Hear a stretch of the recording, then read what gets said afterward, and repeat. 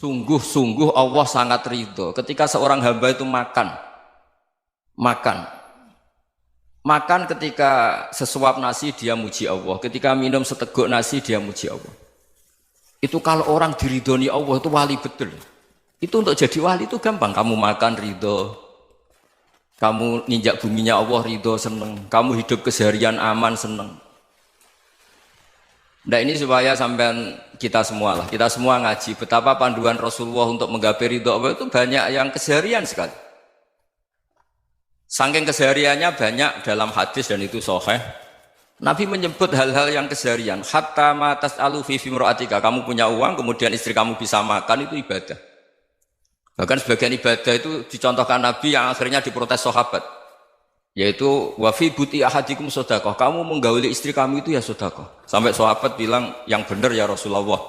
Ayati ahaduna syahwatahu wa huwa lahu ajrun. Masa urusan biologis, urusan syahwat kemudian dia dapat pahala.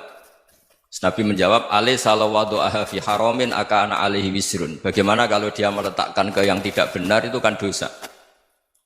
Nah, hal-hal seperti ini yang saya ingin teman-teman semua. Saya juga agak ingin ngaji demi Anda juga enggak ingin. Itu dosa sekali ngaji kok pesanan kelompok tertentu itu enggak boleh. Islam itu untuk semua. Jadi ya cuma karena di depan saya jenengan ya seakan-akan jenengan korbannya. Itu ada ilmunya dalam usul fikih itu. Jadi orang itu harus ngaji usul fikih.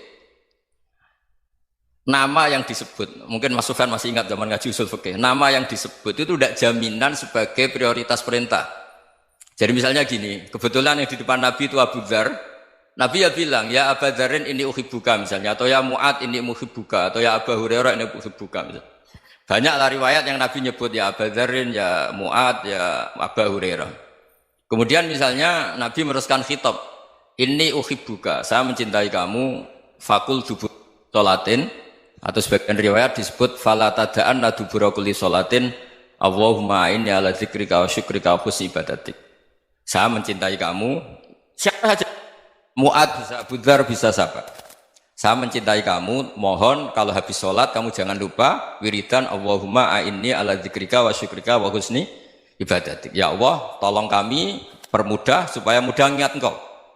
Anda tidak bisa mentang-mentang, wong nama saya Parmin, nama saya Purnomo, itu yang diperintahkan Mu'ad misalnya. Jadi yang disebut satu, tapi khitab itu untuk siapa saja. Saya teruskan. Jadi saya mohon semua kita melakukan kebaikan itu kalau dalam kaidah fikih disebut al yakin la yuzalu bisyak. Banyak kebaikan yang kebenarannya itu 100%. Tidak punya efek samping ke pihak lain, ke kelompok lain, ke komunitas lain. Itu tadi misalnya Anda makan dan itu murah sekali, hanya butuh satu piring. Setiap punyaan kamu muji Allah, setiap minum kamu muji Allah. Itu redaksinya Rasulullah SAW disebut Allah sangat ridho ketika seorang hamba makan, kemudian dia memuji Allah, atau minum kemudian dia muji Allah. Logikanya gampang. Negara seperti ini yang kamu harapkan bentuknya kayak apa, mertua, ipar, komunitas, tetangga, itu nyata terjadi itu kan belum pasti. Sementara yang mesti terjadi adalah kamu butuh makan, kalau tidak mati. Butuh minum, kalau tidak mati. Butuh bumi yang nyaman ditempati, kalau tidak kita juga mati. Sebab itu Allah kalau menyebut nikmatnya itu hal-hal yang keseharian. Alladzi at'amahum min ju'. Allah itu siapa? Allah itu yang menciptakan kamu bisa makan. Tidak berlebihan. Allah itu yang menciptakan kondisi sosial itu ideal. Zaman Nabi itu ya ada orang munafik. Orang-orang pilihan Allah itu juga diuji orang sekelilingnya yang macam-macam. Semua diuji sesuai konteks zaman dan waktu. Nah, tapi ada ibadah-ibadah yang selalu disarankan Nabi. Sampai Nabi itu pernah ditanya, ayul islami khairun ya Rasulullah, Islam terbaik itu gimana? Jawaban Nabi itu unik. It'amut to'am. Islam terbaik itu ya makan-makan, santai-santai.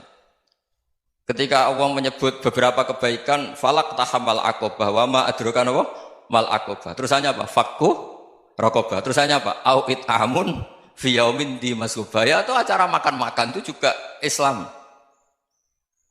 Kenapa? Ya bayangkan kalau tidak ada makanan, kita mati kan? Kondisi sosial tidak ideal itu Anda masih gak apa-apa. Tapi kalau Anda tidak makan, Anda tidak minum, Kamu punya istri cerewet masih bisa hidup, punya mertua cerewet masih bisa hidup. Tapi kalau tidak makan bisa mati. Berarti penting mana istri sama makan? Penting mana? Makan. Semoga istri Anda dengar, nanti kamu disuruh makan tapi pulang deh. Itu kalau dibahasakan makan masih memahami. Penting mana nasi satu piring dengan istri. Nggak ada nasi mati, nggak ada istri belum mati. Penting mana? Ya, gak berani jawab kan? Nah, ternyata Anda ada garang kan di depan istri. Jadi saya mohonlah, mungkin Mas Sufyan Sauri tadi yang bisa bantulah. Teman-teman tuh ngaji yang keseharian saja. Karena kita nyari ridha Allah itu berdasar firman Allah. Dan firman Allah itu menyebut keseharian tuh riang, gampang. Yaitu tadi misalnya wa min ayatihi manamukum billaili wan nahar. Termasuk ayat-ayat Allah itu kamu tidur. Maka dulu itu ada guyonan, ada tokoh Mu'tazilah, kelompok dalam Islam yang berpikir manusia itu bisa menentukan ikhtiarnya sendiri. Karena saya bisa duduk, ingin duduk, ingin berdiri, berdiri. Karena kelompok ini nggak terima kalau semua kehendak Allah, nanti bagaimana kalau semua kehendak Allah kok ada hisab ya, ada sanksi. Lucunya itu dia akhirnya, ini cerita ya, mencintai seorang perempuan, cantik sekali. Dan itu dia menjadi ahli sunnah itu oleh hal-hal yang sepele. Karena istrinya cantik, ya namanya suami istri hubungan intim. Terus ditanya, Mas, masih ingin lagi? Masih. Silahkan diulang lagi. Wah ya tidak bisa. Katanya manusia bisa menentukan yang diinginkan. Itu tobat itu. Itu nggak bisa ditobatkan Mas Sufyan Ats-Tsauri. Orang cantik yang mudah nobatkan orang itu orang cantik. Segampang itu. Akhirnya kita tahu, makanya kalau dalam kitab Hikam itu disebut al-aqil mayyakul madza yaf'alu wa hubi wal ghafil mayyakul madza af'al. Orang yang punya akal karena sadar ini wilayah Allah, semua milik Tuhan. Itu dia tiap hari berpikir, besok Allah akan melakukan apa terhadap dunia ini. Kamu merencanakan sesuatu mau plesir, ternyata gempa. Mau wisata ke Rusia, ternyata perang. Kamu tidak pernah tahu apa yang akan terjadi besok. Wa ma tadri nafsum madza taksibu ghadan. Tapi anda semua kita ini sering punya jadwal permanen. Makanya saya kalau diundang siapa saja, sana takdir. Yang jelas Gus ini acara penting. Ya masih acara penting nak pangeran ngersakno piye? Kok ape dadi pangeran? Kamu kok mau jadi Tuhan? Itu kadang ya kiai. Penting Gus acara ini jenengan harus memastikan bisa. Loh kamu itu yang ngajarin tauhid, sesuatu itu biadillah kok bilang-bilang apa pasti. Kalau saya terus tak tobatkan loh kamu kata saya. Ya kalau gitu Gus bilang insya Allah. Wah itu hati saya, fisik saya, roh saya sudah bilang insya Allah. Tidak usah kamu latih kata saya. Nah hal-hal tauhid keseharian itu gampang sebetulnya. Wal ghafil yaqulu madza af'al. Tapi orang yang lupa Allah dia setiap hari bilang besok apa? Kita bisa melakukan apa? Seakan-akan dia itu aktor, dia penting, dia subjek permanen, dia. Padahal kita ini hanya objek kehendak Allah Subhanahu wa taala. Karena kita yakin sesuatu yang terjadi di alam raya ini kita tidak bisa apa-apa. Makanya saya sering ngaji, sering bilang saya. Ketika Anda mensifati Allah, Dia yang menghidupkan. Sudah itu tanamkan sehingga ketika kita mati santai saja. Kenapa santai?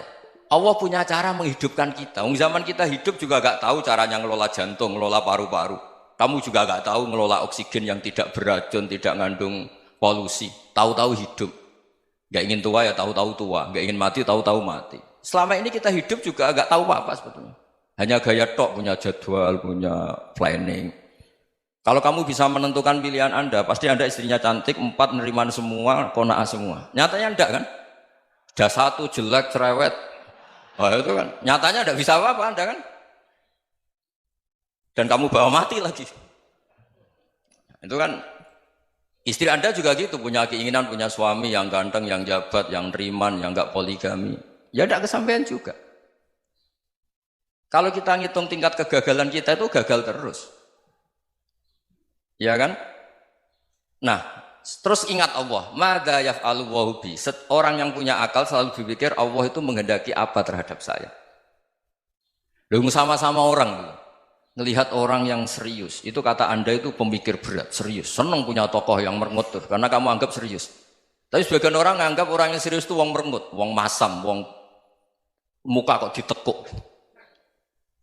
Jadi sama Itu hati ya muqallibal qulub tsabbit qalbi ala dini. Karena kita enggak tahu cara berpikir kita tentang orang lain, tentang sekeliling kita. Misalnya kita orang baik yang jenis ngurmat fakir miskin. Ada orang bangun masjid mewah itu janggal. Apa artinya masjid mewah kalau banyak orang kelaparan? Tapi kalau yang jenis pendidikan apa artinya masjid mewah kalau tidak bisa ngaji? Nanti yang jenis infrastruktur apa artinya ini kalau semuanya punya sudut pandang yang berbeda-beda. Dan Islam mengapresiasi semua kebaikan. Tapi katakan semua kebaikan itu adalah kehendak Allah Subhanahu wa taala. Karena apapun baik Anda itu pakai fasilitas yang diberikan oleh Allah Subhanahu wa taala. Sehingga ini yang disebut kulillah sumadarhum fi khawdihim yal'abun. Ya kembali tadi ke tema-tema bahwa keseharian Anda ini sudah Islami. Saat Anda tidak bisa melakukan apa saja. Saya sering ada jenazah, biasanya kalau tetangga meninggal saya sering disuruh ngelepas. Saya bilang orang ini baik. Karena sering ngelamun di rumah, sering nganggur di rumah. Ditanya sama anaknya, kenapa Gus nganggur baik? Ya kalau dia nganggur artinya juga agak berbuat sesuatu yang maksiat kan? Ya kan? Orang nganggur di rumahnya ya tidak bunuh orang, tidak maling, tidak korupsi. Ya namanya nganggur di rumah. Lah cuma istri cara pandang nganggur gak menghasilkan uang itu. Tapi juga gak menghasilkan kriminal kan? Jadi sebenarnya Islam itu cara, makanya kalau sampai ngaji usul fikih itu ada kitab usul fikih, namanya Lubul Usul, itu terkenal sekali di pesantren itu. Itu kalau ngapresiasi keseharian itu luar biasa. Izma min mubahin illa wa yatahaqququ bihi tarku haramimma. Karena keseharian yang mubah saat Anda lakukan itu ada kehebatan yang luar biasa, yaitu meninggalkan haram. Makanya dulu banyak orang-orang alim ketemu temannya itu guyon sampai semalaman. Itu biasanya yang semangat Islam itu kiai kok tidak tahajud, kiai kok tidak witir. Orang yang sedang mapan uangnya banyak, malam itu tidak kelayaban itu sudah luar biasa. Melawan nafsu supaya tidak maksiat itu sudah luar biasa. Supaya lupa guyon sama temannya semalaman sampai subuh. Gejlok-gejlokan ngenang zaman miskin, zaman kuliah nggak jelas, zaman apa. Melihatnya jangan takut tahajud. Seperti ini meninggalkan tahajud, tapi meninggalkannya ini talkul muharramat. Jadi kayak apa hebatnya? Sehingga Imam Ghazali punya riwayat yang agak unik. Hatta takuna ibadatu akhiri hadil ummah iku an-naum. Sehingga suatu saat ibadah terbaik umat ini itu tidur. Itu kan riwayat kontroversi. Ketika Imam Ghazali tanya, kenapa iya? Kenapa kamu mulai keluar dari rumah itu sudah banyak maksiat? Melihat perempuan yang enggak mahram, melihat fenomena. Tapi kalau kamu tidur itu enggak melihat apa-apa. Tapi juga kamu jangan nganggap tidur itu ibadah betul. Saatnya melakukan fardu ain malah masih tidur. Tapi itu sudut pandang yang menjadikan kita Islam itu gampang. Jadi saat Anda tidak bisa aktivitas apa-apa, misalnya ada beberapa orang yang lumpuh. Lumpuh itu memang nggak bisa Jumatan, nggak bisa ibadah, tapi dia juga nggak bisa maksiat. Tidur itu memang Anda saat itu tidak bisa tahajud, tidak bisa witir, tapi saat itu ada zina, ada maling, tidak gosipkan orang, tidak bully orang, tidak menanamkan kebencian, tidak hasud. Sehingga tidur menurut Allah Ta'ala wa min ayatihi manamukum billaili apa? Wan-nahar. Karena di tidur itu selain ada unsur istirahat, jaga kestamina, juga ada unsur meninggalkan beberapa keburukan. Nah saya mohon ibadah yang keseharian ini kita jaga. Supaya kita semua baca ayat itu fasih. Fasih itu tertanam di hati. Allah itu siapa? Alladzi at'amahum min ju'i wa amanahum min khauf. Dan Allah kalau cerita di Quran itu anna sababnal ma'a sabba thumma syaqaqnal ardha wa syaqqa fa ambatna fiha habba wa inaba wa qadba wa zaituna wa nakhla wa hadaika hulba. Kamu tahu saya ini siapa kata Allah? Saya ini adalah Tuhan yang menurunkan air, kemudian ada tanaman banyak. Habba wa inaba wa qadba, ada zaitun, ada tin, kalau orang Jawa mungkin ada tela, ada padi, ada mangga, ada pisang. Sudah. Wa inaba wa zaituna wa nakhla wa hadaika hulba. Ada perkebunan yang lebat. Tujuannya apa? Mata Allahkum, silahkan kamu pakai, kamu nikmati. Tapi karena kadang kita ini punya ide-ide besar. Tadi untuk syukur saja nunggu punya istri riman, rumah baik, tetangga baik, komunitas baik, semuanya baik baru syukur. Lama-lama nanti ada di surga, syukurnya nunggu surga paling kelas A. Itu sudah ada yang menghuni Rasulullah, kamu nggak boleh di situ. Masa untuk syukur saja? Repotnya Masya Allah. Jadi mohonlah Quran yang kalau Anda hafalkan juz sama itu kan ada ayat-ayat yang kayak tadi. Ya, fal yang dzuril insanu ila ta'ami. Coba lihat. Apa yang kamu makan ya? Dari mana? Dan untuk mempertahankan hidup kamu keseharian. Jadi jangan kira ibadah itu harus membentuk komunitas yang versi Anda. Ibadah itu harus yang hal yang mulu-mulu. Kesehariannya Anda alami. Loh ini saya tidak bikin-bikin. Saya ngaji bukan karena berdasar pesanan. Itu ayat yang saya baca kan betul ada ayatnya kan. Fal yang dzuril insanu ila tu'ami anna sobabnal ma'a sobba thumma syaqaqnal ardo syaqqa fa ambasna fiha habba wa inaba wa qadba wa zaituna wa nakhla wa hada'iqa ghulba. Terusannya apa? Mata'al lakum, silakan kamu nikmati. Mata itu silakan kamu nikmati. Ya kayak sampean dikasih hidangan ya makan. Ya sudah makan, habis makan ya minum, habis itu ngantuk ya tidur. Ya sudah normal-normal saja. Kayak apa indahnya Islam? Tapi Anda mencari Islam yang gimana lagi? Nah itu yang diajarkan guru-guru kita, diajarkan sanad kita sampai Wali Songo, sampai Rasulullah SAW. Bahwa pada akhirnya ada jihad, ada perang. Itu dulu memang perang, bukan membunuh, beda. Dulu kita dijajah Belanda ya perang, dan itu normal karena kita dijajah. Jadi ketika orang lain ingin baik sama kita, wa in ahadum minal musyrikin astajaroka ya fajirhu hatta yasma'a kalam Allah. Kalau mereka ingin baik ya kita baik. Makanya ada istilah mustakman, mu'ahad. Kalau mereka ingin damai, berdampingan dengan kemajmukan ya itu yang lebih baik. Karena memang Islam menghormati proses